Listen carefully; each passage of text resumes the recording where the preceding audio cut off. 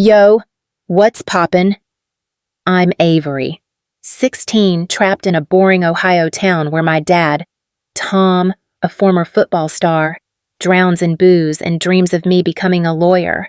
Me, I'm sneaking out to rock my guitar with my band, chasing vibes he'll never get. One night, a fight blew up, everything shattered secrets about my mom, a band called Vibe Rush, and a truth that flipped my world. Curious how I uncovered my dad's hidden past and who I really am. You gotta watch this. Hit that like, smash subscribe, and share with your crew. Let's dive in. Yo, what's good? I'm Avery, 16, and my life in this nowhere Ohio town is like a TikTok trend gone wrong. Picture this me, stuck in a creaky old house with my dad, Tom, who was the high school football king back in the day, but now just drowns his sorrows in cheap whiskey. He's obsessed with turning me into some fancy lawyer, like I'm supposed to live out his failed dreams. You're gonna crush it at Harvard, Avery, he slurs, waving his beer can like it's a motivational speech. Hard pass. Dude, all I want is to shred my guitar and vibe with my secret band, the Shadow Chords. My bestie Zoe, she's the drummer with a killer mohawk, gets it. My brother Nate, 18, is the only one keeping this mess of a family together, always dragging Dad to bed when he passes out. Mom never met her. She ditched us when I was a baby, and Dad clams up whenever I ask. Lame.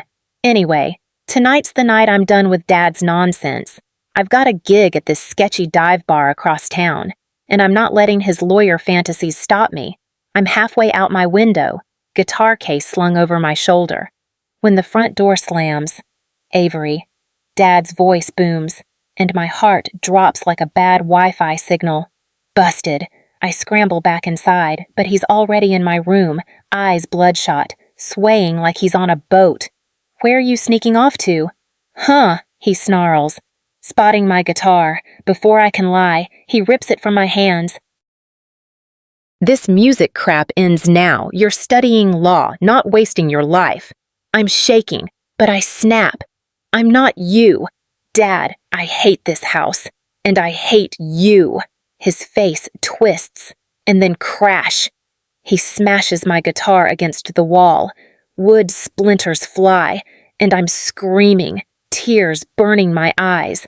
I shove past him, grab my backpack, and bolt into the night, my Converse slapping the pavement. I don't stop till I'm at Zoe's, panting, my chest tight. Her mom lets me crash, and Zoe's waiting in her basement, all leather jacket and raised eyebrows. Dude, you good? She asks, tossing me a soda. I shake my head, spilling the whole disaster. Zoe's chill, but her eyes light up when she pulls out her phone. Check this out, she says, showing me a grainy flyer she found on some retro band forum. It's for a group called Vibe Rush, and the lead singer's got Dad's goofy grin, just younger, with spiky hair and a leather vest. My jaw hits the floor. No way, I whisper. Dad was a rock star. Zoe smirks. Bet he's hiding some wild secrets. My brain's racing. All these years, Dad's been shoving law school down my throat, but he was out there living my dream. I need answers. Zoe's already on board, her fingers flying over her phone. Your dad was a football star, right? Schools keep old trophies and stuff in storage rooms. Wanna bet there's something about Vibe Rush in there. My heart's pounding, but I nod. Let's do it. We wait till midnight, then sneak across town to our high school, a hulking brick building that looks creepier under the moon. Zoe's got a bobby pin, don't ask, and we're picking the lock on a side door like we're in some low-budget heist flick. Inside, it's all dark hallways and flickering exit signs. My phone's flashlight shakes as we creep to the storage room in the basement. The air's thick with dust, and I'm half expecting a ghost to pop out. Zoe jimmies the door, and we're in a cramped space stuffed with old trophies, yearbooks, and cardboard boxes. My eyes lock on a shelf labeled Class of 2002. That's Dad's year. I'm digging through a box, heart racing. When I find it, a faded Vibe Rush t-shirt, some CDs, and a photo of 3 people. One's definitely Dad, all punked out, arm around a woman with wild curls. The other guy's got a buzz cut and a cocky smile. My hands shake as I flip the photo over. There's a note in loopy handwriting. Tom, Sarah, Chris best friends forever. Sarah, my mom. My stomach twists. Why's Dad never mentioned this Zoe's whispering? Holy crap. Avery, this is huge. When a beam of light cuts through the dark. Who's there? A gruff voice yells. It's the night guard, and his flashlights pinned us like deer on a highway. My pulse is a drum solo, and Zoe's grabbing my arm. We're so screwed, but all I can think is, what else is Dad hiding? My heart's slamming against my ribs as Zoe yanks me behind a stack of boxes. The guard's flashlight sweeps the storage room, his boots scuffing the concrete like he's hunting us down.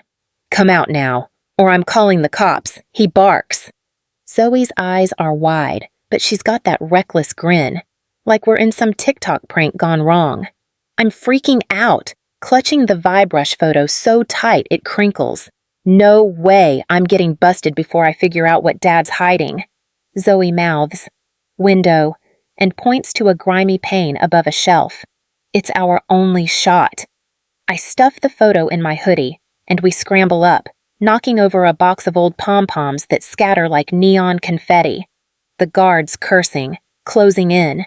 But Zoe pops the window, and we're tumbling into the chilly Ohio night, landing in a pile of leaves.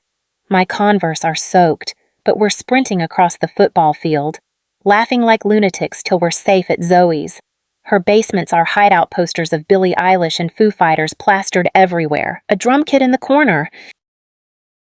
I'm still shaking as I pull out the photo. Dad's young, all leather and attitude, next to this Sarah woman, my mom, I guess with her curly hair and ripped jeans. The third guy, Chris, has a buzz cut and a smirk that screams trouble. The note on the back, Tom, Sarah, Chris, best friends forever, feels like a lie. Zoe's scrolling her phone, already deep in some sketchy band archive. Dude, Vibrush was legit back in the day. She says, they almost signed with a label, but then poof gone. My head's spinning. Dad, a rockstar, the same guy who thinks my band's a waste of time. I need answers, but going home's not an option. Not after I told Dad I hated him. I grab my phone and call Nate. He picks up on the third ring, sounding half asleep. Avery, it's 1 a.m. You okay? His voice is groggy but worried. Like always, Nate's been my rock forever, covering for me when Dad's too drunk to notice. I'm at Zoe's. I whisper, found something weird. Dad was in a band called Vibrush with Mom and some guy named Chris. What's that about? There's a long pause, and I swear I hear Nate's breath catch.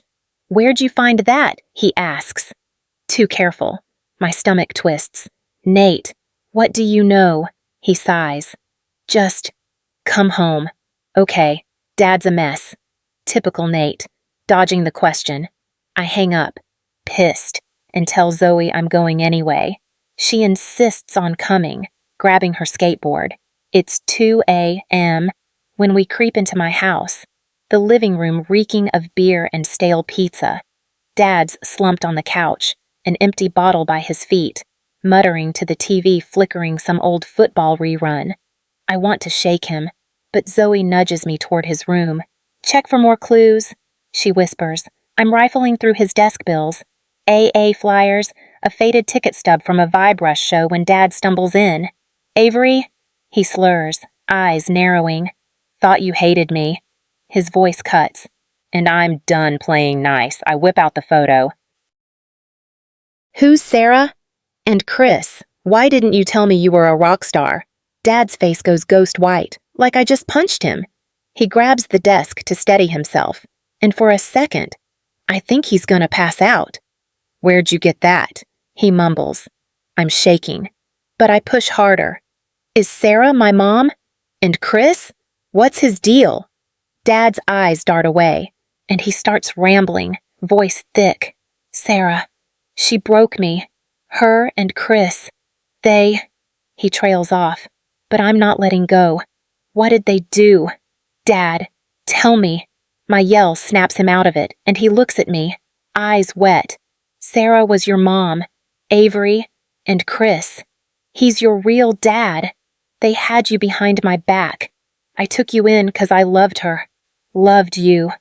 The room spins. My real dad, not Tom. Zoe's jaw drops, and I'm clutching the photo like it's gonna explain everything. You're lying, I choke out, but Dad's crying now, head in his hands. I ain't your blood, but you're my kid. Always will be. I can't breathe. I shove the photo in my pocket and run, Zoe chasing me. We end up at a 24-hour diner, neon lights buzzing, scarfing fries to calm my nerves. Zoe's Googling Vibrush like a maniac and finds a post about a reunion show tomorrow night in Columbus. An hour away. Bet Chris'll be there, she says. I'm torn. Part of me wants to confront this guy. Part of me's terrified. But I nod. Let's go. We crash at her place, and the next night, we're in her cousin's beat-up Jeep, blasting Paramore to hype ourselves up. The venue's a grungy club, packed with aging punk fans in faded band tees. The Shadow Chords would kill to play a place like this. Vibrush takes the stage 3 old dudes, no dad, but the lead guy, Vince, spots me in the crowd. You Tom's kid, he yells over the mic, and heads turn. I'm mortified, but nod. After the set, Vince pulls me backstage, reeking of cigarettes. Knew your mom. Sarah, he says. Wild girl. Broke Tom's heart, then overdosed. Messed him up bad. My throat's tight. Overdose. I'm reeling, barely hearing Vince say Chris ditched after Sarah died. Didn't want a kid. I'm about to ask more when I spot a guy by the bar, buzzcut. Older, but those same cocky eyes from the photo. My pulse spikes. Is that Chris? He's staring right at me, like he knows who I am. Zoe grabs my arm, whispering, Avery. What do we do? I'm frozen, caught between running to him and running away. My whole world unraveling in this sweaty, smoky club. The club's air is thick with sweat and cheap beer, and my heart's pounding like I'm about to wipe out on a skateboard. The guy by the bar buzzcut, sharp eyes, spitting image of Chris from the Vibrush photo locks eyes with me, and I swear he knows who I am. Zoe's gripping my arm, her nails digging in. Avery, is that him? She whispers, her voice barely cutting through the post-show chaos of clinking glasses and loud chatter. I'm frozen, my Converse glued to the sticky floor. Part of me wants to storm over and demand answers, but my gut's screaming this guy's bad news. Before I can decide, he turns and slips into the crowd, gone like a ghost. I'm shaking, but Vince, the grizzled Vibrush guy, claps a hand on my shoulder, reeking of smoke. Kid, you look like you saw a dead man, he says, squinting. Was that Chris? I choke out. Vince snorts, shaking his head. Nah, just some wannabe fan. Chris ain't been around in years. Bolted after Sarah's overdose. Said he couldn't handle a kid. Sorry, but that's the truth. My chest tightens, like someone's punched me. So, my real dad didn't just leave. He didn't want me at all. Zoe's eyes are wide, but she stays quiet, letting me process. I'm done with this place. We hitch a ride back to Zoe's in her cousin's Jeep, the Columbus skyline fading behind us. My phone's blowing up with texts from Nate. All where you at, and Dad's freaking out. I ignore them, staring at the Vibrush photo in my lap. Sarah's loopy handwriting mocking me. By the time we crash in Zoe's basement, it's 3 a.m., and I'm a mess. Zoe tosses me a Monster Energy and sits cross-legged on the floor. Okay, so Chris is a jerk. But Tom raised you. Right, that's gotta mean something. I shrug, picking at my chipped nail polish. He lied. Zoe, my whole life's a lie. She leans forward, serious. Then make him talk. You deserve the full story. She's right, but the thought of facing Dad, drunk or not, makes my stomach churn. I text Nate. Coming home. Don't tell Dad. The next morning, I'm back at our house, the air stale with beer and regret. Nate's in the kitchen, flipping pancakes like he's trying to win Brother of the Year. He's in his usual Nirvana tee, hair a mess, but his eyes are tired, like he's been up all night. You scared the crap out of me, he says, sliding me a plate. Dad's still passed out, but he was yelling your name in his sleep. I poke at the pancakes, my appetite gone. Nate, you knew. Didn't you, about Chris? He freezes, spatula mid-air, then sighs, sitting across from me. Yeah, I found out when I was 14. Overheard Dad talking to some AA buddy. Sarah Mom had you with Chris. Dad was wrecked, but he kept you 'cause you were family. I didn't say anything 'cause you're my sister. Avery. Always will be. His voice cracks, and my throat's so tight I can't speak. Nate's known for years and still had my back. I'm floored, but I'm also mad he didn't tell me. You should have said something. I mutter. He nods. Guilty. I know. But give Dad a chance. He's messed up. But he loves you. I'm torn. But Nate's words stick. Maybe Dad's not the enemy. Zoe texts me about a gig we booked at Brood Awakening, this cozy coffee shop in town. Invite Tom, she says. Show him you're serious. I'm skeptical, but I slip a flyer under Dad's door, praying he shows up sober. The gig's in 2 days, and I'm a nervous wreck, practicing chords till my fingers ache. Zoe and I turn her garage into a rehearsal space, blasting our set list think Arctic Monkeys meets Olivia Rodrigo. The night of the show, Brood Awakening is packed with hipsters sipping overpriced lattes and kids from school snapping pics for Insta. I'm in my favorite purple plaid shirt, hair loose, guitar slung low. Zoe's killing it on drums, her mohawk glowing under the string lights. We're halfway through our best song, a gritty anthem I wrote about breaking free, when I spot him Dad, in the back, no bottle in sight, eyes clear for once. My voice catches, but I keep playing, pouring my heart into every note. The crowd's vibing, but all I see is Dad, holding an old cassette tape, looking at me like I'm his whole world. When we finish, they're cheering, but I'm shaking as Dad walks up. Avery, he says, voice steady. That was incredible. He hands me the cassette. Your mom wrote this for you. I should have given it to you sooner. I'm speechless, clutching the tape like it's gold. Then, out of nowhere, Dad steps on stage, grabs a mic, and says, Mind if I join? The crowd loses it as he starts singing a Vibe-Rush song, raw and soulful, about love and loss. I'm strumming along, tears in my eyes, feeling like we're finally connecting. It's magic, like the whole room's holding its breath. But then Dad stumbles, his face going pale. He grabs his chest and the mic clatters to the floor. The crowd gasps, and I'm screaming.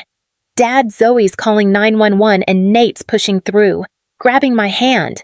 Paramedics swarm in, their radios crackling, and I'm frozen, watching them load Dad onto a stretcher. Nate's arms around me, but I can't stop shaking. He's gonna be okay. Right, I whisper, but Nate's face is grim as we run to the ambulance, the cassette still clenched in my fist. All I can think is, I just got him back, please. Don't let me lose him now. The ambulance siren screams through the Ohio night, cutting through my panic like a knife. I'm crammed in the back with Nate, my hand gripping his so tight my knuckles are white. Dad's strapped to a stretcher, eyes closed, an oxygen mask fogging up with each shallow breath. The paramedics' barking stats pulse. BP, stuff I don't understand, but all I see is Dad's face, pale and still, like he's slipping away. My purple plaid shirt's sticking to me, sweaty from the gig, and the cassette he gave me, Sarah's song, is digging into my thigh from my pocket. Nate's trying to stay chill, but his jaw's clenched, and I know he's as scared as me. He's tough, Avery, he mutters, more to himself than me. He's been through worse. I want to believe him, but my brain's stuck on that moment at Brood Awakening. Dad singing with me, his voice alive for the first time in years, only to collapse like a snapped guitar string. The hospital's a blur of fluorescent lights and antiseptic stink. They wheel Dad into the ER, and we're stuck in a waiting room that smells like burnt coffee and anxiety. Nate's pacing, his Nirvana tee wrinkled, while I slump in a plastic chair, staring at the cassette. It's old, scratched, labeled "For My Girl" in faded marker. Sarah's handwriting, my mom, who I never knew, who died before I could even miss her. I'm itching to hear it, but there's no player here, just a vending machine humming in the corner. Hours drag by, and I'm scrolling X on my phone, trying to distract myself. When Nate nudges me, "Found this in Dad's jacket," he says, holding up a crumpled AA chip, 30 days sober. My chest tightens. He was trying, really trying, and I didn't even notice. A doctor finally comes out, a tired-looking woman with a clipboard. "Tom's stable," she says. "Mild heart scare, likely from stress and years of heavy drinking. He's awake, but he needs rest and lifestyle changes." Relief hits me like a wave, but I'm still shaky. Nate and I head to Dad's room, where he's propped up in bed, looking smaller than I've ever seen. His flannel's gone, replaced by a hospital gown, but his eyes light up when he sees us. "Told you I'm too stubborn to check out." He jokes, voice raspy. I want to hug him, but I'm scared he'll break. Instead, I pull out the cassette. "You said this was Mom's." "What's on it?" Dad's smile fades, and he takes a deep breath. "Sarah wrote it for you, Avery. When you were born, she was complicated, but she loved you. I quit football for her. You know, thought music'd be our ticket out of this town. Vibe Rush was our dream, till she chose Chris. And then the drugs took her." His voice cracks, and I'm floored. Dad gave up everything, his shot at the NFL, his music for a woman who broke him, and then for me, a kid who wasn't even his. Nate's quiet, but he squeezes Dad's shoulder, and I see the weight they've both carried. "Why'd you keep me?" I ask, barely a whisper. Dad looks right at me. "'Cause you're mine, blood or not. Always will be." Tears sting my eyes. And for once, I don't fight them. I'm about to say something when my phone buzzes. It's Zoe, texting a link to a SoundCloud page. "Found a Vibe Rush demo online." She writes, Sarah's voice is unreal. "You gotta finish her song." I'm hit with this crazy idea maybe I can honor Sarah and Dad by making her song live again. Back at home the next day, Dad's on strict orders to chill, so Nate and I set up camp in Zoe's garage. Her friend Milo, this nerdy kid with a home studio setup, offers to help us record. Zoe's on drums. Nate surprises me by picking up Sarah's old bass beat-up but still playable, and I'm on guitar. The cassette hooked to Milo's ancient tape deck. Sarah's voice fills the room, raw and haunting, singing about love and second chances. It's unfinished, just a verse and chorus, but it's like she's right there. I start writing, pouring in my own lyrics about family, loss, and finding your way. Nate's strumming along and Zoe's keeping time, and it's like we're all healing together. Milo's tweaking levels, hyped about the vibe. "This could blow up on TikTok," he says, and I'm starting to believe him. A week later, we've got a rough cut, and I'm nervous but post a clip on Insta, tagging it #shadowchords. By morning, it's got thousands of likes. Comments like, "This slaps," and "Who's the OG singer? I'm freaking out." Showing Dad, who's sipping decaf on the couch, looking healthier. He grins, proud, but then my phone pings with a DM that stops me cold. It's from a guy named Chris Malone. "Saw your post." It reads, "I'm Chris. Can we talk?" My stomach drops. Nate's hovering, reading over my shoulder. "Don't do it, Avery," he warns. Guy's a deadbeat, but I'm already typing back, my fingers shaking. I need to know why he left me, why he didn't care. Zoe's all in, saying she'll come with me for backup. We set a meet at a diner in Columbus, Neutral ground. Tomorrow. Dad's asleep, so I don't tell him he'd lose it. Nate's pissed, but I'm stubborn. The diner's got this retro vibe. Red booths and a jukebox playing Post Malone. I'm in my black hoodie, picking at fries. When Chris walks in, he's older, buzz cut gone gray, but those eyes are unmistakable. Zoe's across the booth, ready to throw hands if he tries anything. Chris sits, hands folded, and I brace myself for whatever bomb he's about to drop, knowing this could break me all over again, so... The diner's jukebox hums some Post Malone tune, but it's drowned out by the thud of my heartbeat as Chris Malone slides into the red vinyl booth across from me. He's got the same cocky eyes from the Vibe Rush photo, now creased with age, his gray buzz cut barely hiding a receding hairline. I'm clutching my black hoodie's drawstrings, fries untouched, while Zoe sits next to me, her leather jacket creaking as she leans forward, ready to roast this guy if he steps out of line. It's just past noon in Columbus, the diner buzzing with college kids and truckers, but all I feel is the weight of Chris's stare. "You're Avery." "Huh?" he says, voice low, like he's sizing me up. I nod, throat tight. "Why'd you DM me?" He shifts, glancing at the ketchup-stained menu like it's got answers. "Saw your song online. Sounded like Sarah. Figured I owed you a conversation." Owed me. My blood boils. "You left me." I snap, louder than I mean to. A waitress glances over, but I don't care. "You and Mom had me. Then you bailed." "Why?" Chris sighs, rubbing his temples. "Look, kid, I was young, messed up. Sarah was spiraling drugs, fights. When she OD'd, I couldn't handle a baby. Tom stepped up. I moved on." His words hit like a slap. Moved on. I'm his daughter. Not a bad Tinder date. Zoe's glaring, muttering. Real classy. Dude, I want to scream, but my voice comes out small. "Did you ever think about me?" Chris meets my eyes, and for a second, I see a flicker of guilt. "Yeah, but I got a new life now, wife. Kids. Can't change the past. Kids. He's got other kids, and I'm just a ghost from his screw-up days.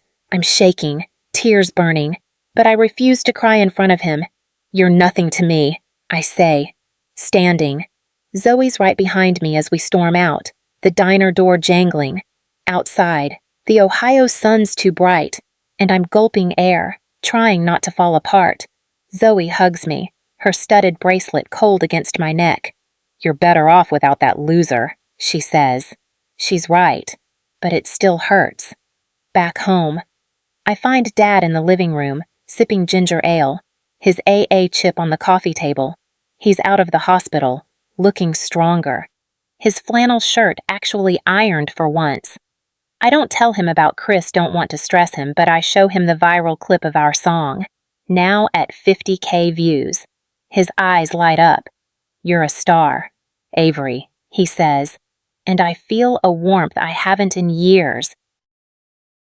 That night, Nate's hyping me up on FaceTime, saying the Shadow Chord's got an offer to open for a legit band at a Cleveland festival next month. He's in his garage, tinkering with a motorcycle, his Nirvana tee smeared with grease. "You're gonna kill it." He grins, then pauses. "Hey, I fixed something for you." He holds up Sarah's old bass, its scratches polished, strings gleaming. "Thought you might want it." I'm choked up. Nate's always had my back. Even knowing I'm only his half-sister, I realize he's my family, blood or not. Just like Dad. The festival's a big deal, think Warped Tour vibes, with food trucks, neon merch tents, and kids in bucket hats moshing to indie bands. Zoe and I are backstage, nervous but pumped. Our outfits on point, me in a thrifted Green Day tee, ripped jeans and Docs, her in a tie-dye crop top and combat boots. Nate's in the crowd, filming for Insta, and Dad's there too, sober and proud, wearing a Shadow Chords shirt Zoe made him. Before we go on, I pull out Sarah's cassette, now digitized on my phone, and listen to her voice one last time. It's like she's cheering me on. We hit the stage, and the crowd's electric. phones up, screaming as we launch into our song Sarah's Melody. My lyrics, a mix of pain and hope. I'm strumming so hard my fingers sting. Zoe's drums thundering, and Milo, our new bassist, keeps the groove tight. Halfway through, I dedicate it to Sarah and Dad, my voice cracking. This is for the ones who choose you, I say, spotting Dad in the front row, eyes wet but smiling. The crowd roars, and it's like I'm flying. As we finish, I glance at the back of the crowd and freeze. Chris is there, hands in his pockets, watching.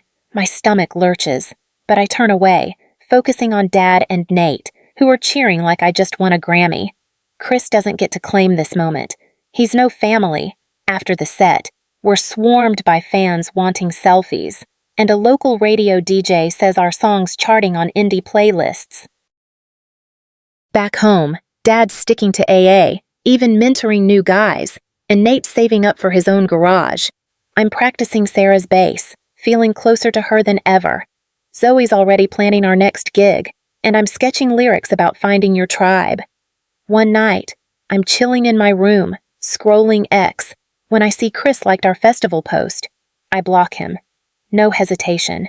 He's the past. My future's with Dad, Nate, and Zoe, the ones who showed up, who chose me. I've learned family isn't about DNA. It's about who's there through the mess, the music, and the moments that matter. The shadow chords are just getting started, and with my guitar and my people, I'm ready to write my own story, one riff at a time. Big thanks for vibing with my story. Y'all are straight up awesome. From smashed guitars to finding my true fam, I learned family's about who's got your back, not just DNA. With my dad, brother, and bestie, I'm ready to slay my music dreams. If this got you hyped or hit you in the feels, drop a like, subscribe, and share it with your squad. Comment below what secret would you freak out to uncover. Catch you next time, stay lit.